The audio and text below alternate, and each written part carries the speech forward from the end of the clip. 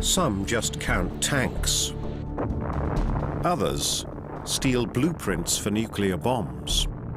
The Cold War is the battleground for thousands of spies and spotters. Both sides collected intelligence in order to avert what was considered to be a looming war.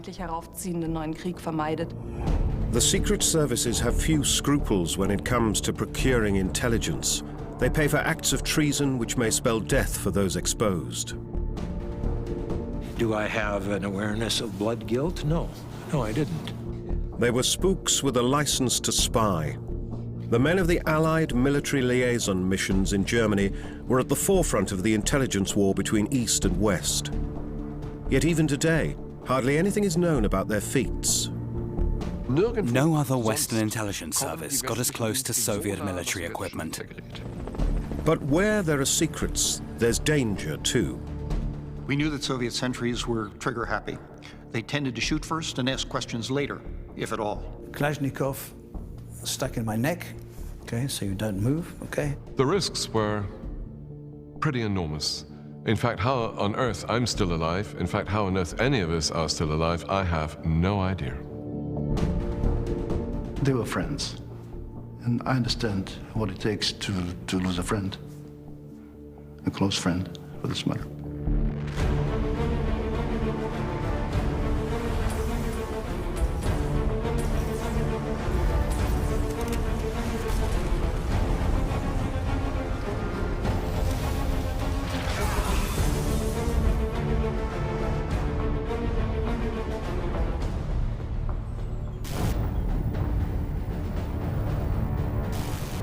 East Germany in the 1980s. It's the deployment zone for 20,000 tanks. Another one, another one, another one. Since an army's heavy equipment is usually transported by rail, military snoopers turn into train spotters.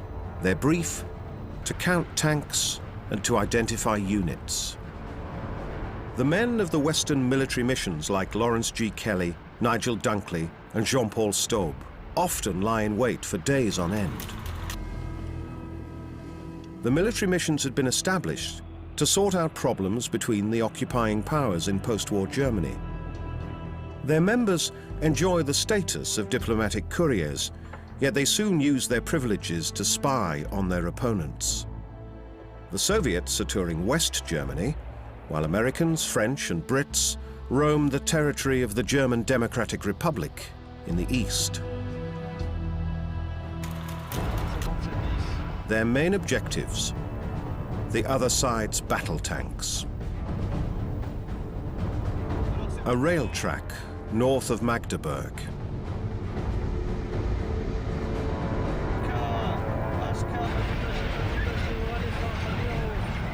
As the memories come back, Kelly, Dunkley, and Staub decide to steer their veteran off-roader to the nearby town of Barleben.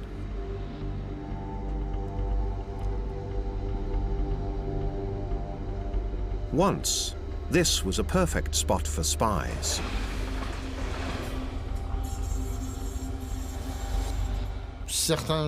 On some days, you could easily watch half a dozen trains going by, as an armored division was either leaving for an exercise or returning.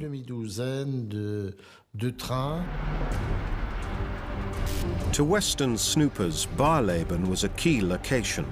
From here, the rail track leads directly to Letzling Heath. Back then, this was the most important training area for Soviet units in Eastern Germany. Out of bounds for Western military missions. They could merely look on as the trains entered the restricted area, always under the eyes of the State Security or Stasi and the FOPO, the notorious People's Police. Sometimes we only had perhaps 20 minutes or perhaps 30 minutes at the most before the FOPO would be along. And of course, it was like a cat and mouse game. On most occasions, they get away. But not always. A propaganda video shot by the State Security in 1978. a team of American snoopers is caught in the act. A tarpaulin across the windshield blinds the driver.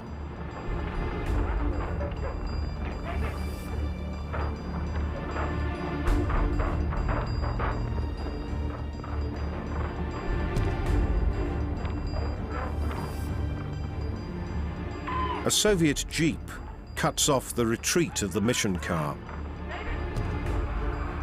Its occupants surrender. The license plate of their car is recorded, and their spy tools are displayed for the camera. The missions are a nuisance for the East German government. Walter Ulbricht, the chairman of the State Council, accuses them of espionage. Look here, this camera. It's 92 centimeters long. Not exactly an amateur device.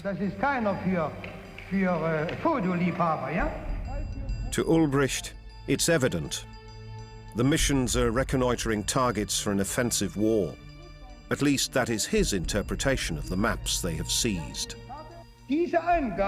This merely confirms that the representatives of the US mission were especially interested in the areas of their envisaged military thrust.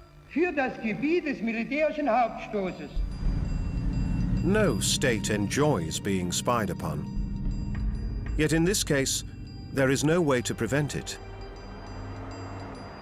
The rules were based on the joint jurisdiction for all Allied occupation zones in Germany.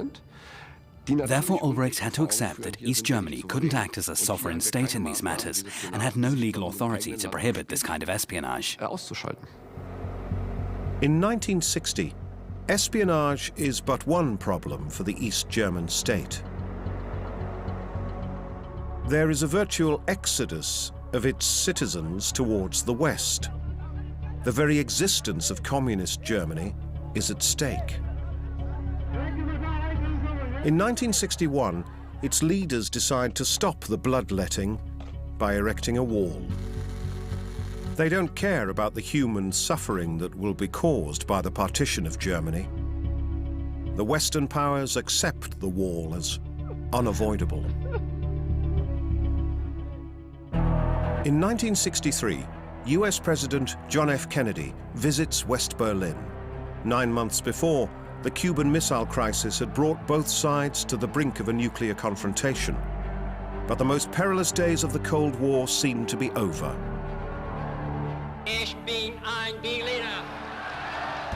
Kennedy pledges to defend Europe's freedom with nuclear weapons if need be. East and West alike expand their strike potential. There is no defense against intercontinental missiles launched from silos or submarines. And if this were not enough, there are now several thousand tactical nuclear warheads deployed in both parts of Germany.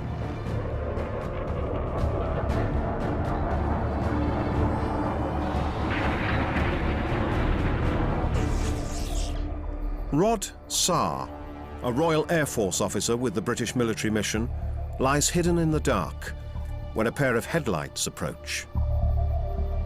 It's a jeep. It stops.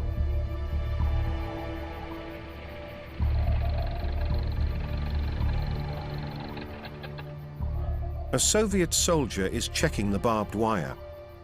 The slightest noise may give Saar away.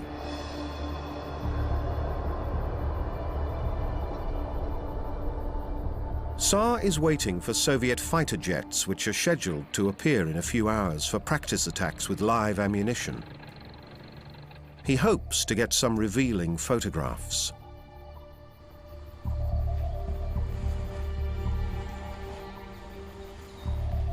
Back then, in the early 70s, Saar has a reputation as a cool, calculating daredevil. The challenge was really to get to these targets without being interfered with by the Stasi or the Soviets in particular, to be able to get in close. So those were the kind of challenges you faced.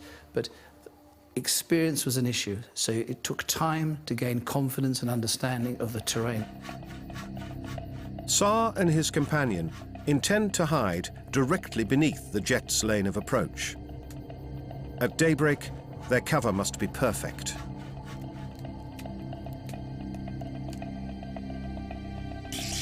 Soviet firing ranges and bombing practice areas are prime locations for Western military snoopers. They are out to spot new types of planes and their armaments, and to assess their strike potential. A Stasi guard has detected unwelcome spectators from the West, an interference Tsar would rather avoid. You would sit under the flight line because the Stasi would not come under the flight line. They didn't want to have bombs dropped on their heads, so they avoided that. So that was the kind of different strategy. Rod Saar, well camouflaged under the approach lane. To him, as an Air Force man, flight maneuvers are highly revealing. In 1971, he is watching an Su-17, NATO codename Fitter, when its pilot suddenly performs a steep climb. An unusual maneuver for dropping a bomb. What's behind it?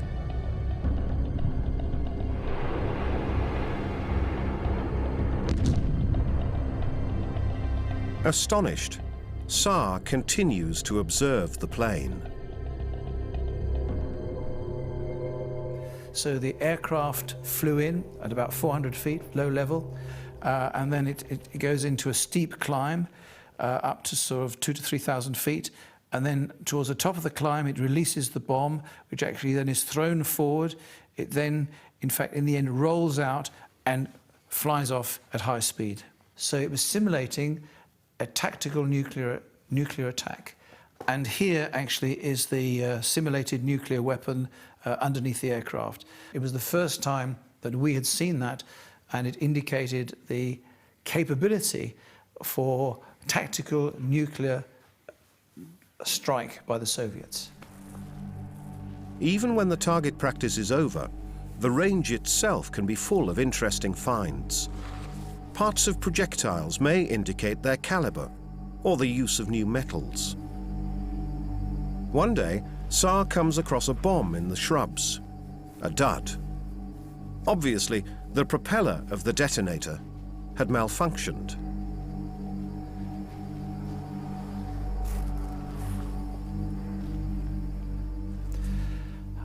On the tour, I had 2 RAF corporals, and in a democratic sense, I said to these 2 guys, are you happy that we take this unexploded bomb, it was about this big, back to Berlin? And they said, yep, fine. Yet, it's a long haul to Berlin. Will the bomb be stable enough to withstand 1.5 hours on the notoriously cobbled roads of East Germany? In the end, they make it back in one piece and present their prey to their superiors. The brigadier suddenly was there, and he said, what have you got there, Rod? Because we had a tarpaulin. Unexploded bomb, sir. Oh, he said. So we went into the Air Force operations room. We laid it on a long table. We took the tarpaulin off, and all my colleagues went. So then the ordnance people came. They took the bomb away. I was then going on holiday. I said, okay, dismantle the bomb. I want to take photographs, which I did. When I came back, they told me, well, this bomb was unstable, and please don't bring back any more unexploded bombs. End of story. I wouldn't do it today, by the way.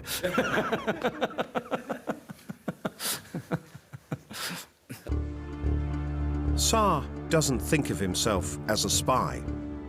They were mere collectors of military intelligence, he says, with the occasional foray into diplomacy. As in April 1966, when a Soviet jet crashes into a lake in the British sector of West Berlin. It's a Yak-28, back then the most modern supersonic interceptor of the Soviet Air Force. To Western intelligence, it's an opportunity not to be missed. The Yak had taken off in Finofurt, near Eberswalde. At the local Air Force Museum, there is still one on display. Klaus-Peter Kobber has dug into the story behind the crash. It was the starting point of an ingenious intelligence operation. The British began analysing the wreck straight away. The parts still visible above the surface told them exactly what they had before them. And, being experts, they realised immediately that they should salvage parts of the jet engine and, above all, retrieve the components of the airborne radar. So, the Brits drag their feet. The RAF experts need time to lift the secrets of the Yak. The Soviets protest. The British military mission is called in to defuse the tension. As it gets dark, their stomachs are severely tested, but the Brits gain precious time for their technicians. Well, I had to drink lots of East German brandy with 2 Soviet Air Force colonels in their jeep. Yeah. And then they said, we must eat. And from underneath the seat, they pulled out this dirty cardboard box which had cold liver and garlic. And I had to eat and drink this dreadful stuff. The stalling tactics pay off. Meanwhile, an elaborate effort has been launched to recover the Yak's vital components from the crash site. The divers floated them underwater, the engines and the radar, for about 2 miles round, where they were taken out of the water and flown back to England for evaluation. Yeah. Having had them evaluated, they were flown back. Yeah. And the divers floated them back again, and one came up and said, "We've found the engines." Yeah. A whole week passes before the engines are returned. As for the airborne radar, the British claim that they couldn't find it. The Soviets do not believe them. Moscow is said to have ordered the replacement of all modules of their friend-foe identification electronics, as well as all relevant codes, throughout their air force. It's an immense effort, yet unavoidable, since the Yak pilot didn't push the button that would have ignited an explosive cartridge. This would have destroyed the radar set and the coding block. We asked the people at the factory who had developed those components what might have happened if the crew had survived the crash. They told us that they would probably have faced a court-martial, which might well have resulted in a death sentence. Since the crew perished with their plane, they escape any legal consequences of their failure. They are even declared heroes. According to the official version, they had given their lives to prevent their jet crashing into a housing area. Boris Kapustin and Viktor Yanov are buried with full military honors. Up until then, the only thing that mattered had been to get hold of the Yak's secret equipment. The surroundings of Potsdam have always been considered prime locations, a fact that the military missions were well aware of. Images of the Villa Colonel, filmed in the 1980s, when it was the seat of the French military mission in East Germany. La villa, pour nous, to us, the villa was a corner of France, a place where you could feel comparatively safe. Today it is used by the ambassador of Ecuador. The missions of the Western Allies worked closely together, and there were official receptions where everyone met. Like here, during a reception staged by the French to celebrate the 14th of July, their national holiday. Events like these are reserved for diplomatic small talk and celebrating peaceful relations. It was interesting to observe the Soviets from up close. I was very impressed by how much they could drink.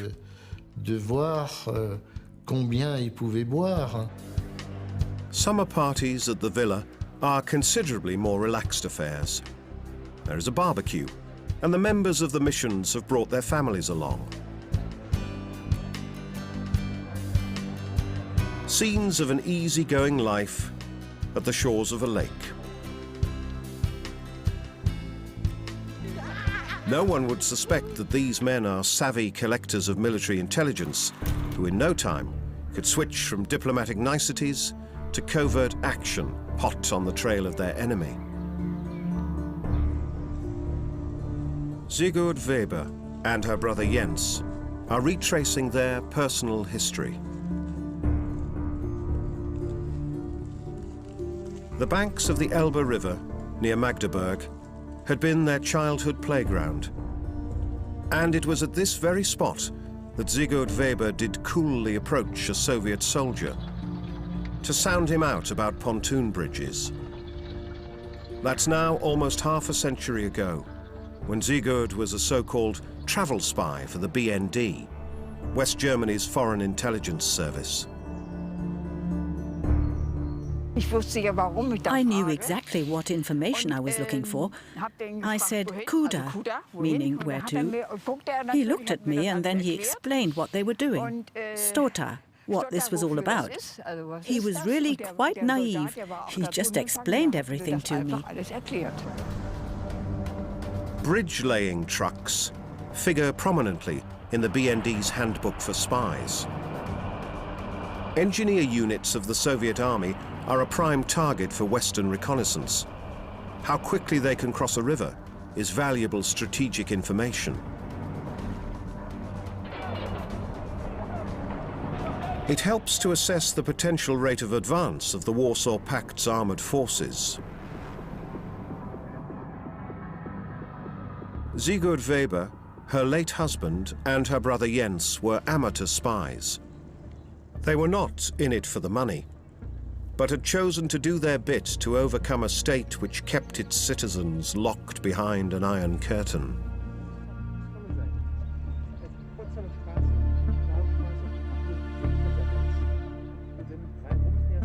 In 1954, Sigurd Weber and her future husband left East Germany and settled in Hamburg.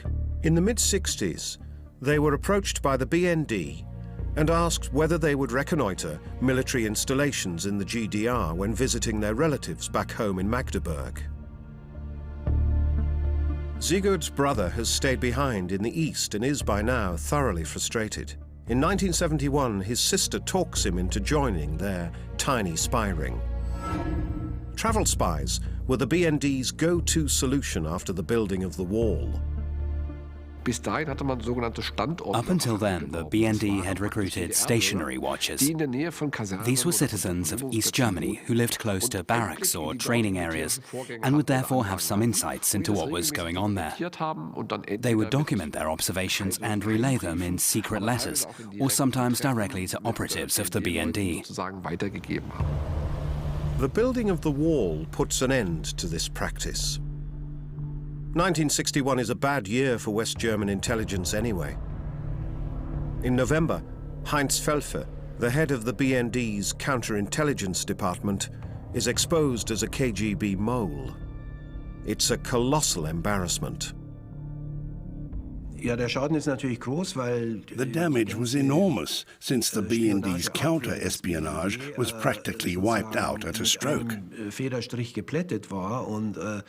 It took years to rebuild the counterintelligence department to something even approaching a reliable working order. Felfer, who by 1945 was a lieutenant in the SS, ends up in the spy trade after his release from British captivity.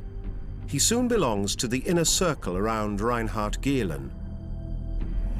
World War II had barely ended when the former head of the Wehrmacht's Foreign Army's East section offered his expertise to the Americans, who by now were keen to establish an anti-Soviet intelligence service in their zone of occupation. In December 1947, the so-called Gehlen organization sets up camp at Pullach near Munich, funded at first by the US Army and finally by the CIA. It's the nucleus of the later BND. Its recruits include former Wehrmacht officers, SS men, and even diehards of the Gestapo. It's an old boys network, and security checks are mostly dispensed with. These people took their bread from anyone who would offer it. Their lives had been uprooted.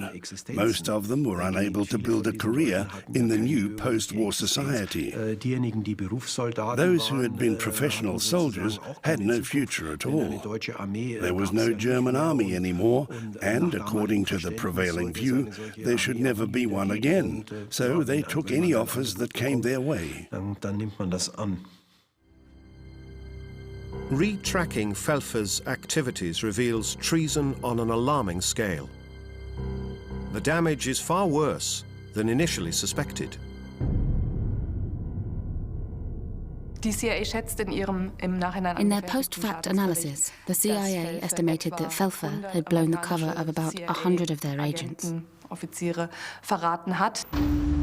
as well as 94 German informers of the BND. In 1963, Felfer is sentenced to 14 years in prison. Barely 6 years later, during a spy swap, he is sent back to East Germany.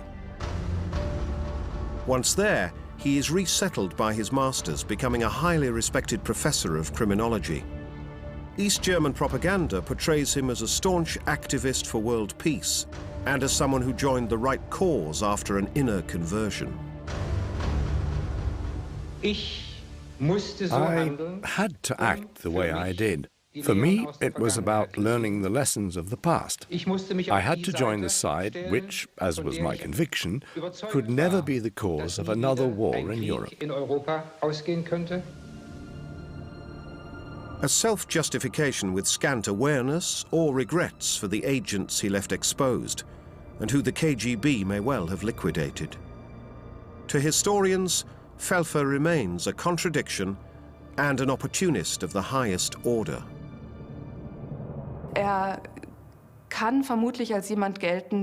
Presumably, he just sold himself to the highest bidder.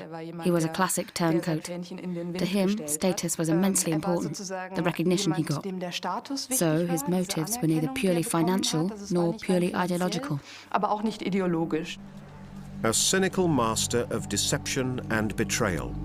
A man who never queries the actions of his masters in Moscow, not even as Soviet tanks roll in to crush the Prague Spring. In August 1968, Moscow smashes any hopes of socialism with a human face in Czechoslovakia. Western intelligence services are caught by surprise. CIA memos had doubted Moscow's willingness to risk an invasion. Nearly 100 Czechs and Slovaks, as well as 50 soldiers, are killed. The message is clear. Moscow will tolerate neither reform nor opposition.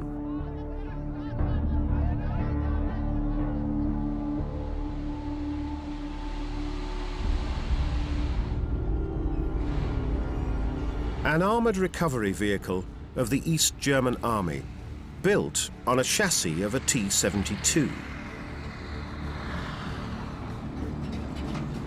Time for some tank nostalgia on the grounds of former Soviet barracks near Magdeburg. An armored personnel carrier, the type Lawrence G. Kelly, Nigel Dunkley, and Jean-Paul Staub, once spotted by the hundreds.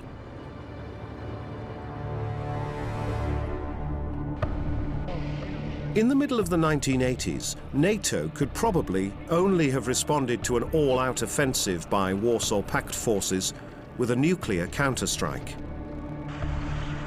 The new T-80 was a formidable weapon, a prime target for military snoopers, and a most dangerous one. Somebody had the clever idea that we should find out the chemical properties of the new armor on such vehicles as T-80. Simple. They just said, it's okay, just scrape the paint away and then take a diamond cutter. I still have one, I still have mine. Sorry about that, I still have mine.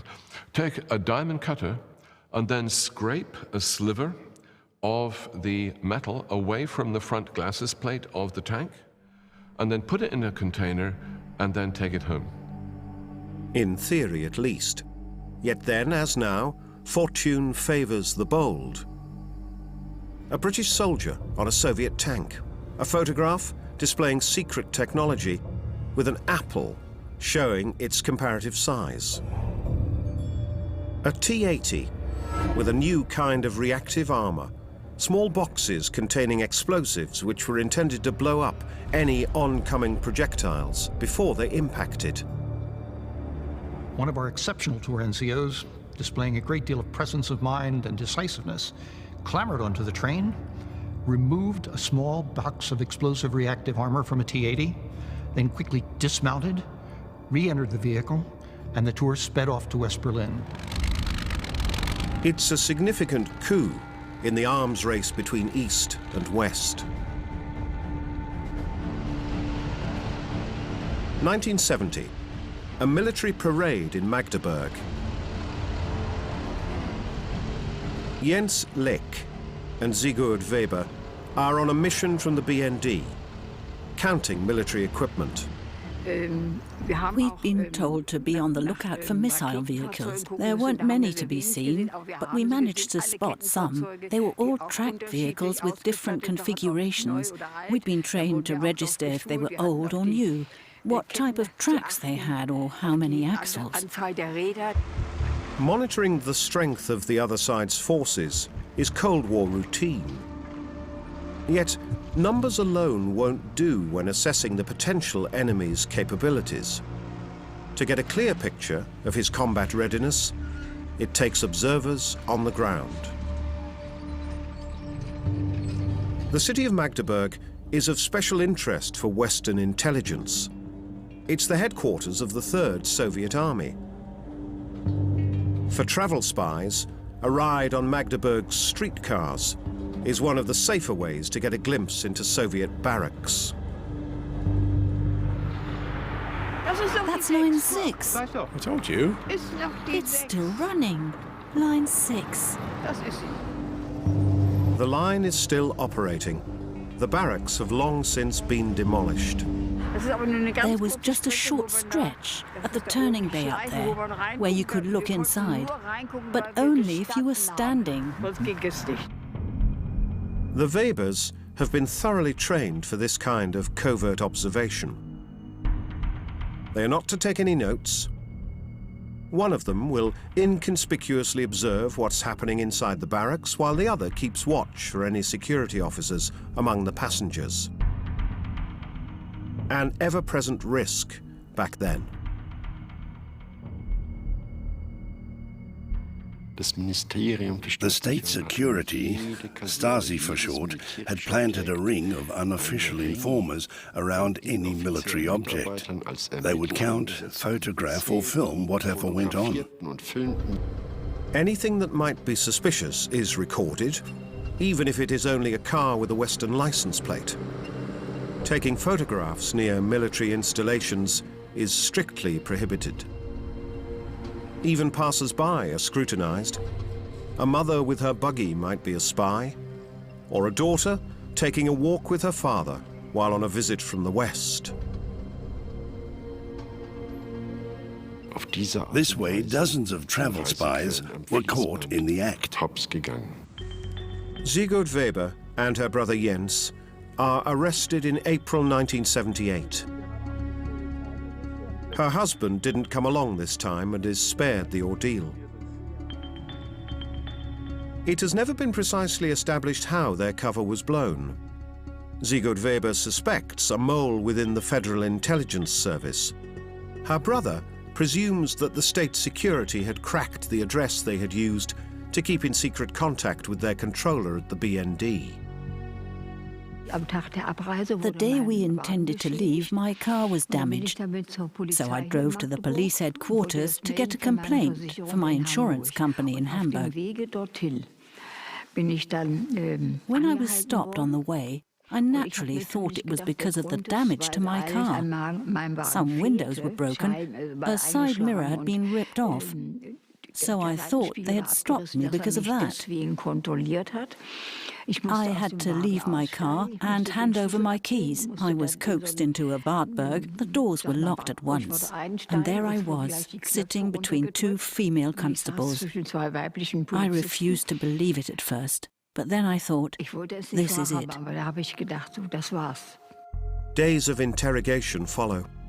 There is no use denying the charges. The Stasi already has proof. For Sigurd Weber, it suddenly becomes clear. Her controller's assurances that they need not expect any trouble had been nothing more than words. When my brother got 15 years, I said, well, that'll be life for me. But my interrogator said, no, we also chop off heads. Sigurd is spared the worst. Yet even a life sentence comes as a shock.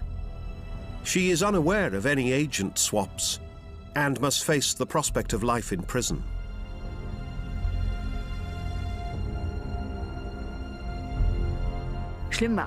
Everything was bad, but the isolation really hit me. Loneliness is terror. In retrospect, that was really the worst. There was no one to communicate with. I was always alone, in solitary confinement. And they knew that you can break a person's psyche like that. She is released after 3 years, thanks to another spy swap.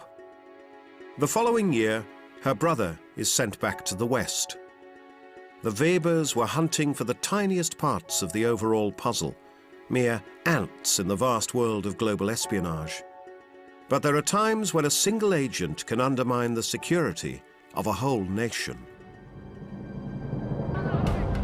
The treason committed by John Anthony Walker is considered to be so devastating that, after his exposure, he spends the rest of his life in prison.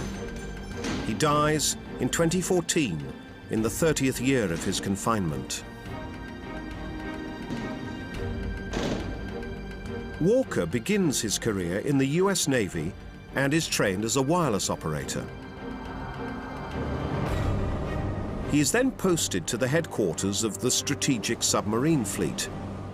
While he is only a tiny cog in the communication network of the world's most powerful navy, he now has access to the most sensitive information.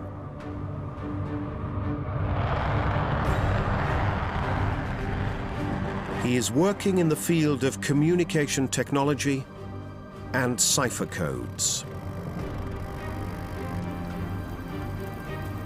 In 1967, Petty Officer Walker begins to cash in on this highly confidential information. To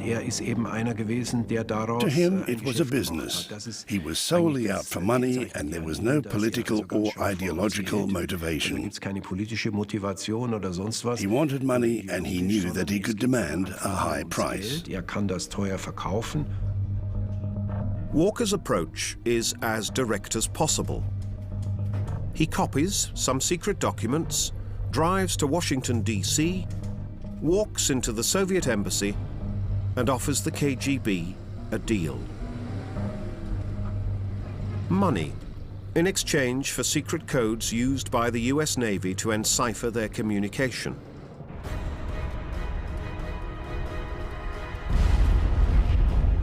To the Soviets, it's a goldmine.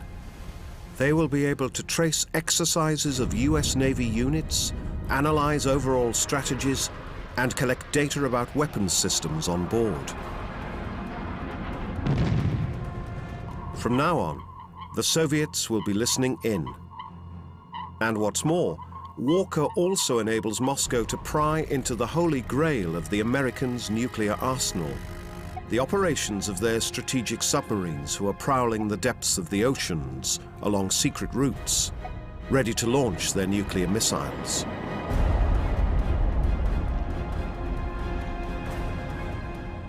A submarine is a lone wolf, silently moving underwater without anyone knowing its whereabouts. That is its protection and, of course, also an essential element of nuclear deterrence.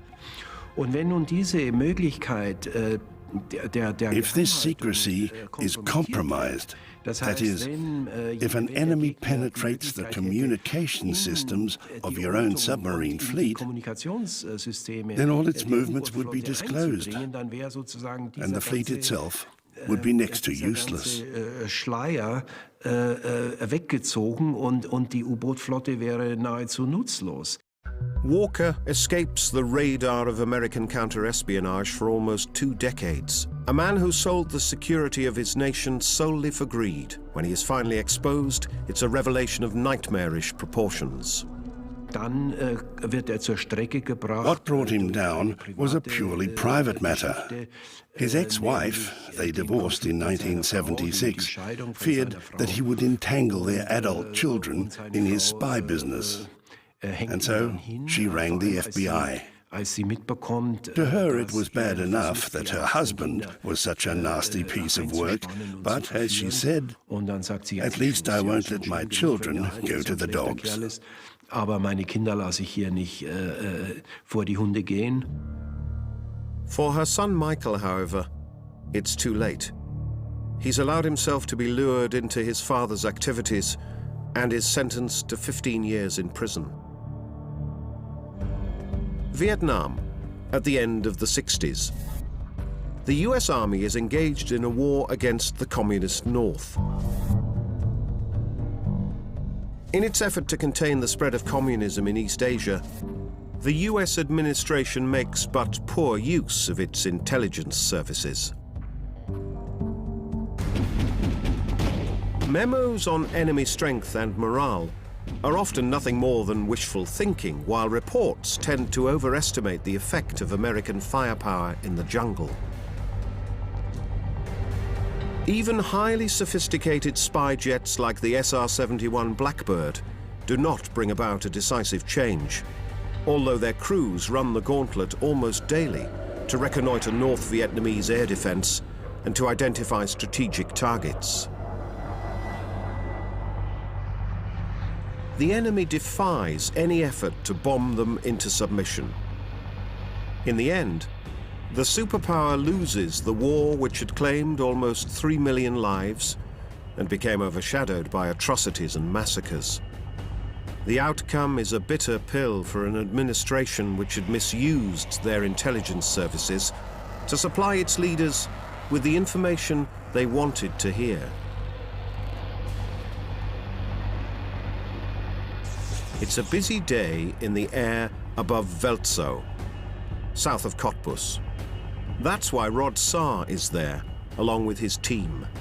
It's early September 1972, but the Brits aren't alone.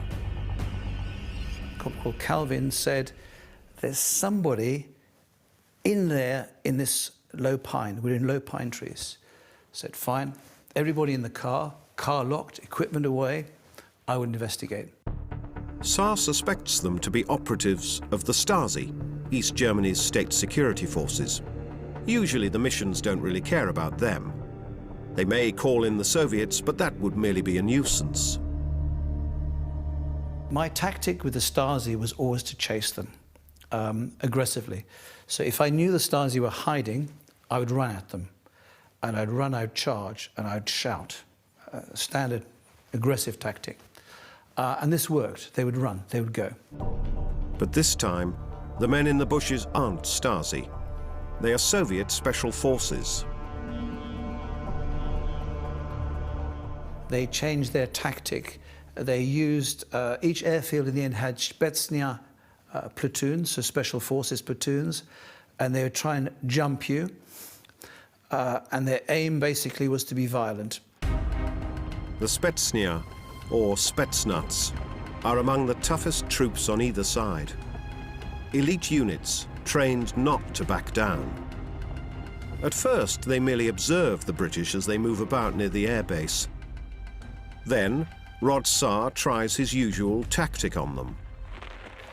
They rose up, I ran back, too late.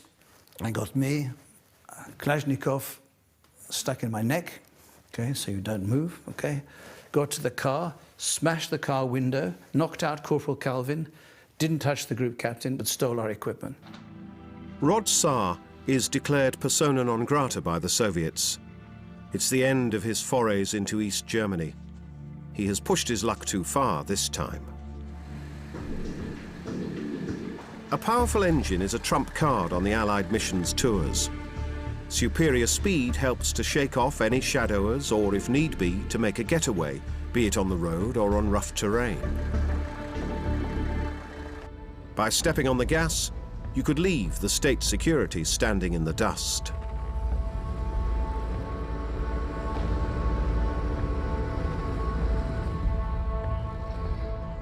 Burkhard Mielke was among those who often came out on the losing end of such encounters. During the 1980s, he works for East Germany's Directorate for Counterintelligence. At times, they were speeding along at up to 220 kilometers per hour. With our Wartburgs and Ladas, we didn't stand a chance.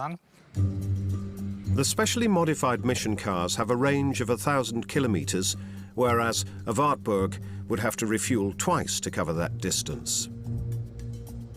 Stasi photographs of a mission tour filling up, showing the size of the additional tank.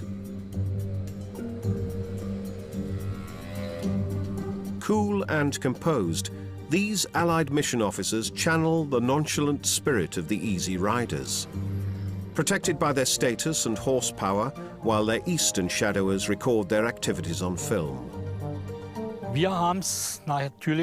Later on, we gave up chasing after them and set up reception committees instead. The missions must now reckon with Stasi units lying in wait along their tour. Their opponents know from experience where and when the Western snoopers will most probably show up.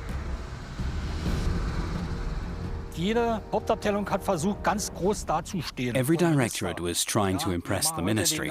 We said, today is the big day. We'll capture a mission car, get hold of their equipment, and teach them a lesson. Every unit wanted to be the first to achieve this, and so we came up with a few ideas of our own.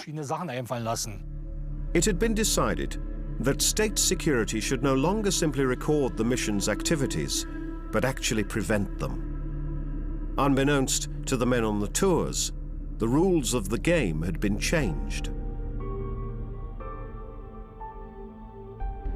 The driver's cab of a truck still arouses painful memories for Jean-Paul Staub.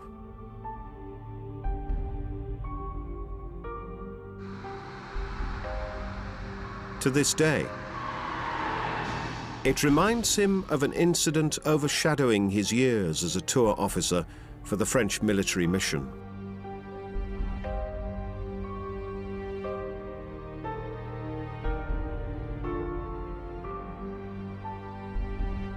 (1984), north of the city of Halle. 3 days before, a Ural, a heavy truck of the East German Army, took up position in a side road. It is apparently waiting for the order to move. Maintain your position. Everything according to plan. Roger. At about 11 o'clock on March 22nd, the Stasi prepares to strike.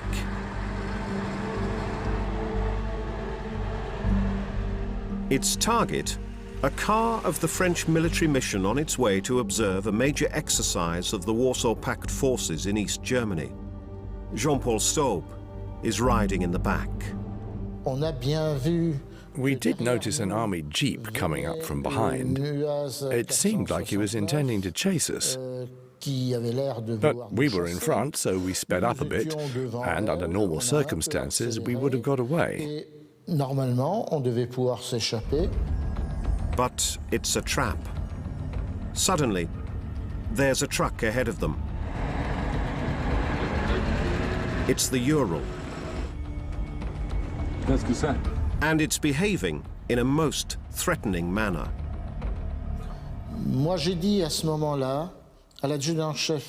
I said to Warrant Officer Mariotti, who was our driver, "Stop, we won't get past him." But I may not have been forceful enough. Anyway, in critical situations, it's the driver who knows best which decision to take. C'est le conducteur qui est celui qui peut le mieux prendre les décisions. Both drivers step on the gas. The soldier in the Ural is determined to block the French car, come what may. The result is a fatal crash. Stills from the accident filed by state security.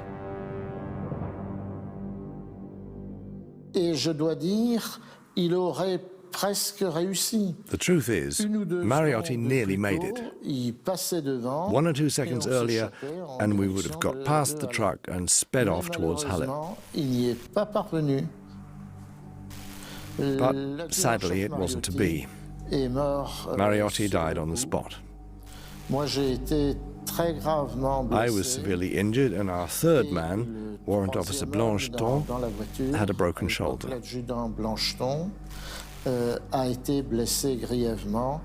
Il a eu l'épaule cassée. The strike against the French had been elaborately planned. No less than 3 trucks had been positioned ahead of the French vehicle with a view to catching them red-handed in their illicit activities.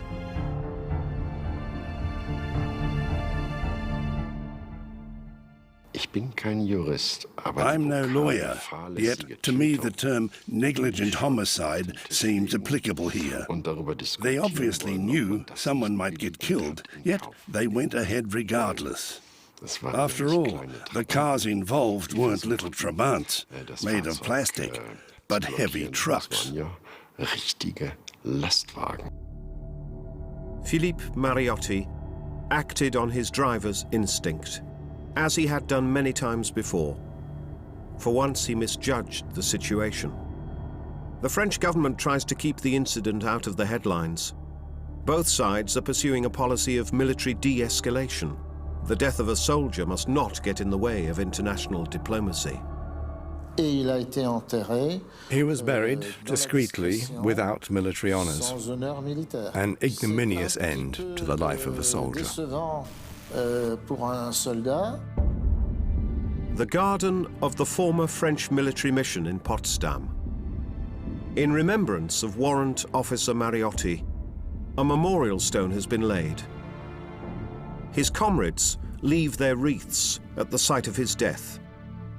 An act that, too, is duly recorded by state security cameramen.